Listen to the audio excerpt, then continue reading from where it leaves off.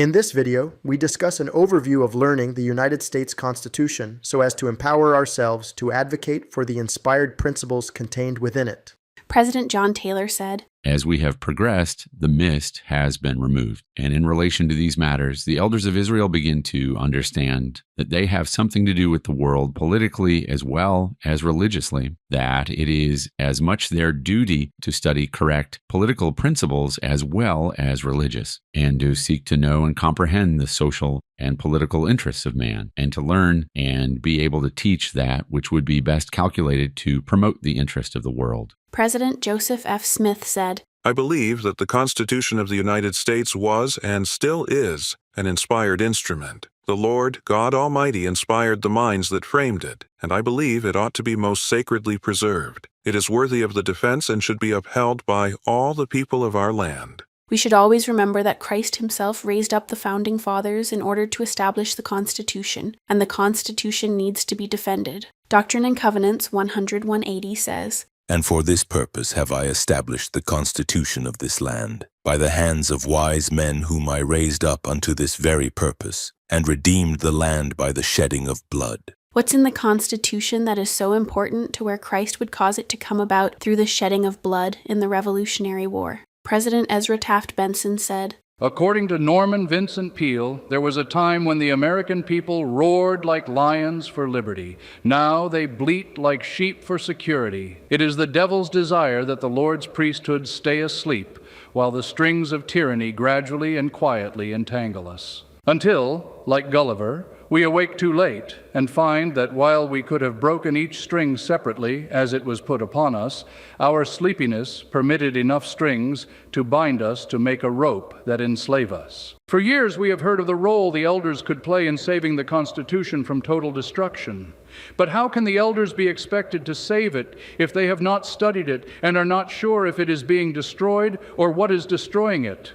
How can we defend something we know very little about? It is not good enough to know, we must know well enough to be able to teach. The rest of this video will give an overview of the United States Constitution in an easy way to remember the high-level concepts. The Constitution does not grant freedom. The natural rights definition of justice claims that freedom is an inalienable right of every individual citizen independent of any government document. The purpose of the Constitution, however, is to protect our freedom. When it came time to ratify the Constitution, Anti-Federalists felt the new Constitution gave the federal government too much power at the expense of the states, and that the Constitution lacked specific protections for people's individual rights.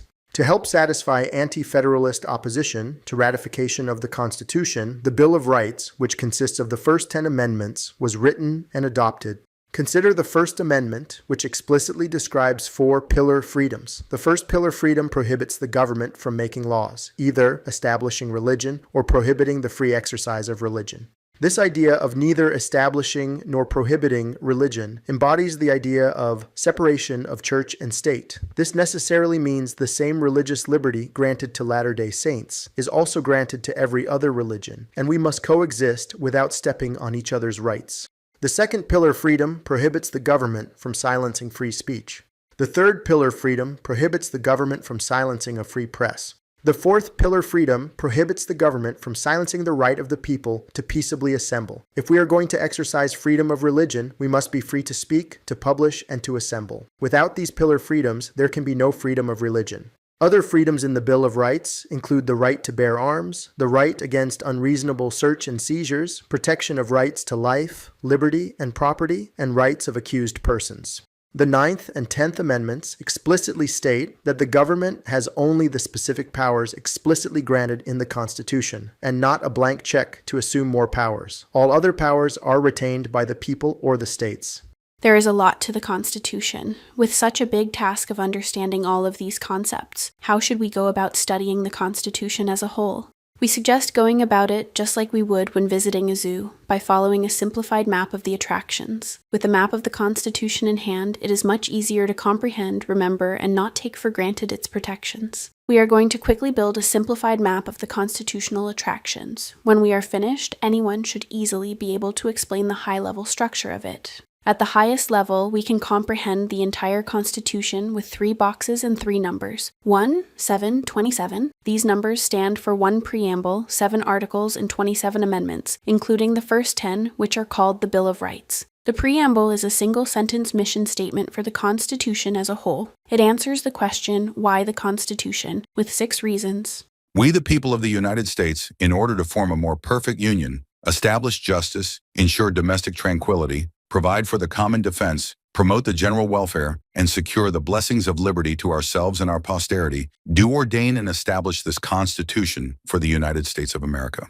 The Constitution is the document that created the United States. Before this time, the United States was a loose confederation, far from united. The previous experience of the early 13 states under the Articles of Confederation was far from perfect. Each state conducted their own foreign policy. Each state printed their own money and levied their own taxes, which made trade extremely difficult. The government under the Articles of Confederation was far too weak to enforce laws, and therefore had no real power. Where the Articles of Confederation created a loose alliance of states with a weak central government, the new Constitution established a strong centralized federal system with balanced powers among 3 distinct federal branches. This new form of government was described in 7 articles. Each of the 7 articles are subdivided into sections containing specific clauses enumerating specific governmental authority. Article 1 describes the legislative branch. It outlines the procedures for making laws and the powers granted to Congress, which is divided into the House of Representatives and the Senate. Article 1, Section 8, Clause 1 describes the power of Congress to collect taxes, borrow money, and regulate commerce. Easily remember the legislative power as the power of the purse, along with other powers involving making laws. Article 2 describes the executive branch. It describes the election, powers, and responsibilities of the President and Vice President, including the President's role as Commander-in-Chief of the Armed Forces and the ability to veto legislation. Easily remember the executive power as the power of the sword, along with other powers associated with enforcing laws.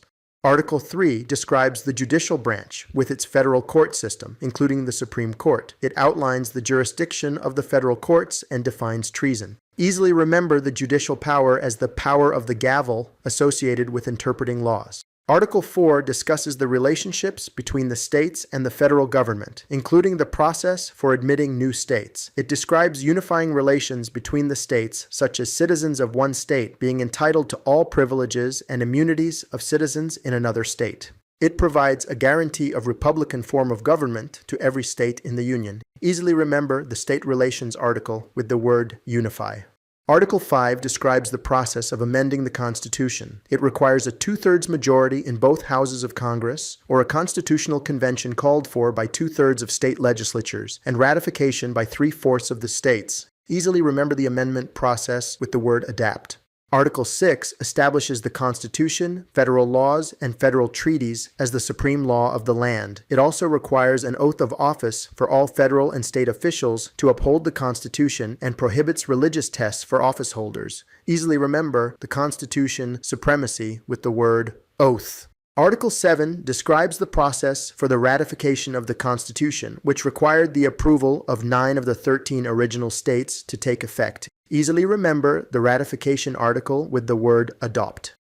Other helpful parts to the Constitutional Zoo include an overview of the amendments and checks and balances. The first 10 amendments, called the Bill of Rights, were added at ratification time to address specific protections that opponents felt were lacking in the Constitution.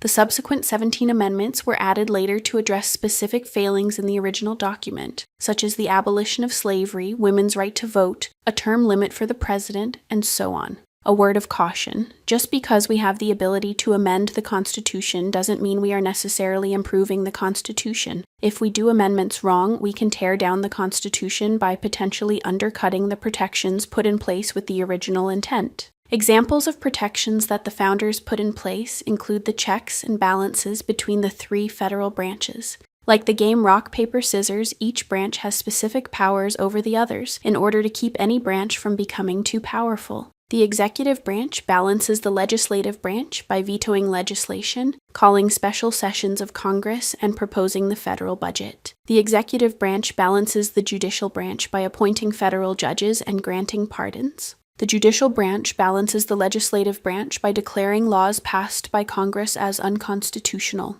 The judicial branch balances the executive branch by declaring executive actions unconstitutional, and by Supreme Court judges being appointed for life. The legislative branch balances the executive branch with the ability to impeach and remove the president from office, override presidential vetoes, deny presidential appointments, reject treaties, and control budgetary funding. The legislative branch balances the judicial branch by creating constitutional amendments and impeaching federal judges. What happens when these checks and balances don't function well? There are many historical examples of sweeping executive orders, Supreme Court decisions legislating from the bench, and congressional inaction which undercut protections of the natural rights-based Constitution.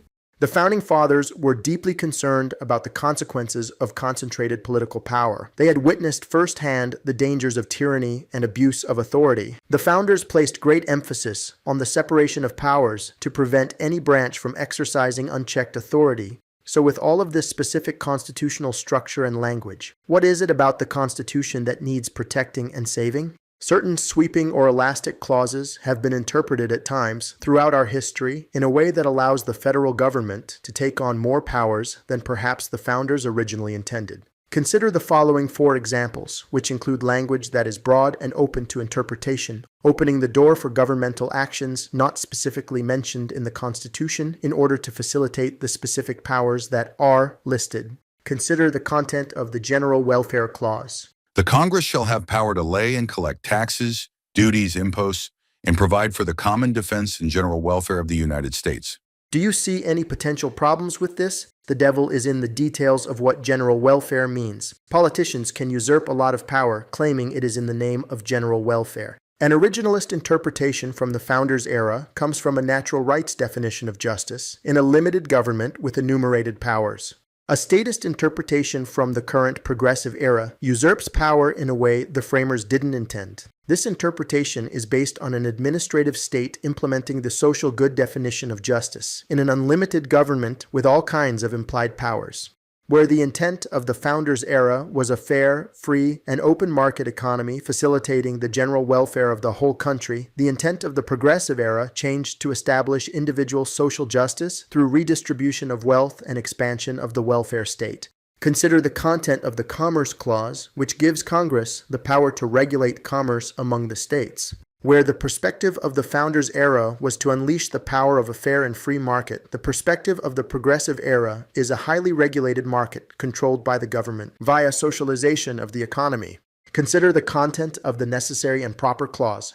The Congress shall have power to make all laws which shall be necessary and proper for carrying into execution the foregoing powers. Where the perspective of the Founders' era was to ensure limited and enumerated governmental powers, the perspective of the Progressive era is for the government to assume unlimited bureaucratic powers to become an overly powerful administrative state.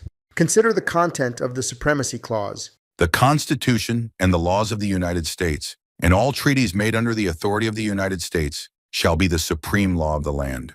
Where the perspective of the Founders' era was to ensure a constitutional republic, the perspective of the Progressive era is to gradually consolidate federal power away from the states to an absolute central power.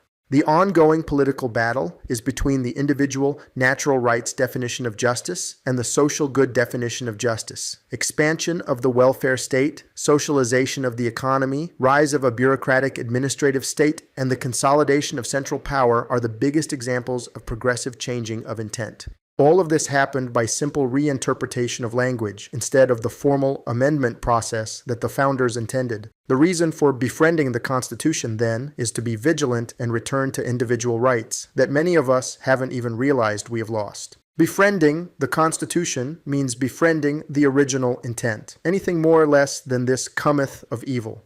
President Ezra Taft Benson said, I reverence the Constitution of the United States as a sacred document.